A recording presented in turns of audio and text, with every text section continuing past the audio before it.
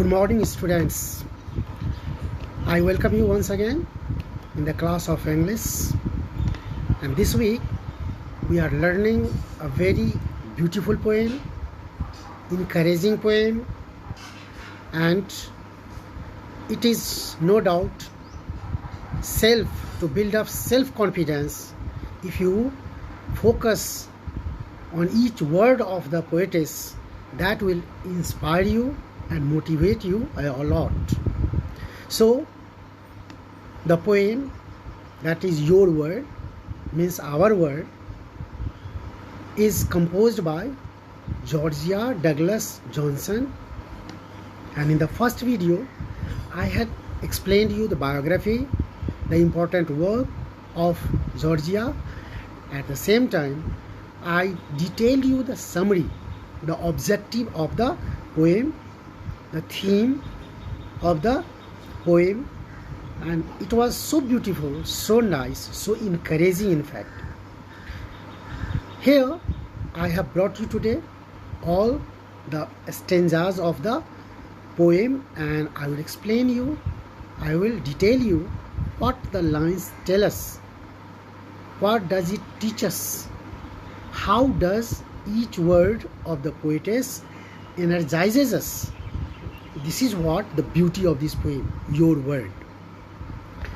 The poem itself is here like a counselor who is counseling so well that if you really become positive and just avoid all kinds of hindrance, all kinds of obstacles that come on the way of our life, we can get the goal, we can reach the goal, and we can go to the uttermost success, uttermost height of the life. This is what the message, that this is what the just suggestion that the poetess gives us. Let us see the very first stanza. Your world is as big as you make it. I know, for I used to abide in the narrowest nest in a corner, my wings pressing close to my side. The poetess herself tells that she was confined. She was bound to the circumstances. She had limited her dreams, her way of life, her boundaries of life, just because of some mythical, traditional, and circumstantial problems.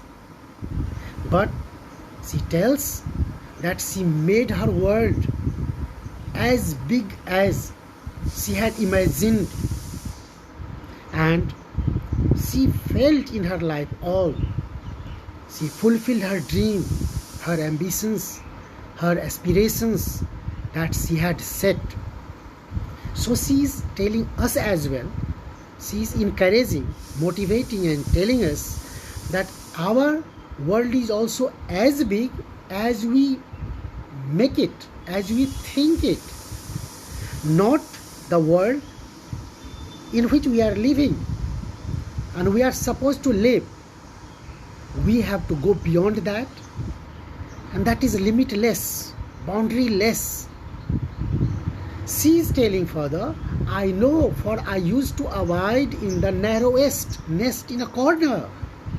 She too was restricted. She too was here bound to live in very just narrow circumstances.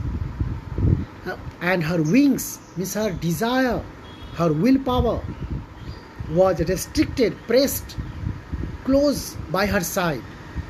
As the bird cannot fly if its wings are not ready, if it is really just pressed or closed. Like that only, we human also cannot rise, we cannot really go and explore in the vast world of our dreams. We can't make only dream, we have to fulfill, and we can when we explore in our life, we dare in our life. We will shatter the boundaries and problems which we tell stop us, and we leave everything to our fate, our destiny. This is our limitation, this is our future only. We cannot go beyond that. This thought is to be broken, and we have to go beyond that. We have to jump out of that. So the poetess very nicely is telling, your world is as big as you make it, not as you see, as you are given by others, by circumstances. You are made by the circumstances. And then she is telling, because she knows, she had achieved, she has seen the world, she enjoyed that world, she reached to the uttermost here. Riches means the height of success, because she was also bound, she was avid, she was bound in the narrowest nest only, very just narrow circumstances, in a corner. My wings pressing close to my side, means her desire, her willpower was here restricted, confined. Like the bird is here, bird's wings are pressed, she cannot fly, it cannot fly like that. She too had the same problems in her life. She broke that, she shattered and flew. Let us see in the next stanza. But I sighted the distant horizon. And then she is telling, sitting in that corner, in that narrowest corner, she sighted, she saw, she visualized the distant horizon, where the skyline encircled the sea. And I throbbed with a burning desire to travel this immensity. And when she saw, she visualized that here distant horizon, where the sky was encircling the sea, that vast sea, and she saw how the sky was touching all around and it looked so vast. She visualized that aspect of life, that phase, that state of her vision, her dream, that life was not limited, life was really so vast. And she realized the immensity, the vastness, and she thought to travel.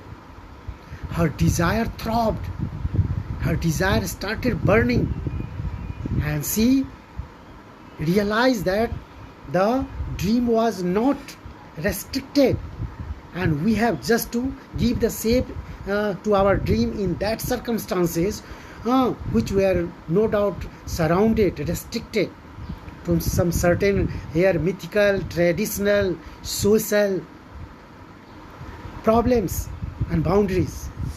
But the world is so vast, immense, boundaryless, and we have to go beyond that to see and explore in that world, great world. And so in this stanza, she is telling her view, but I sighted, means I saw the distant horizon. Horizon, you know, here the part of a sky and earth where it seems to touch only. That is what horizon.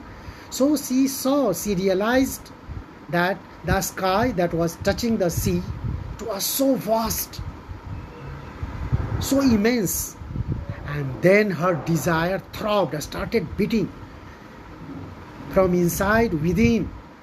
Her willpower now just started to come out, just break the boundary, shatter the boundary, restrictions, all problems and hindrance that we feel we are surrounded with.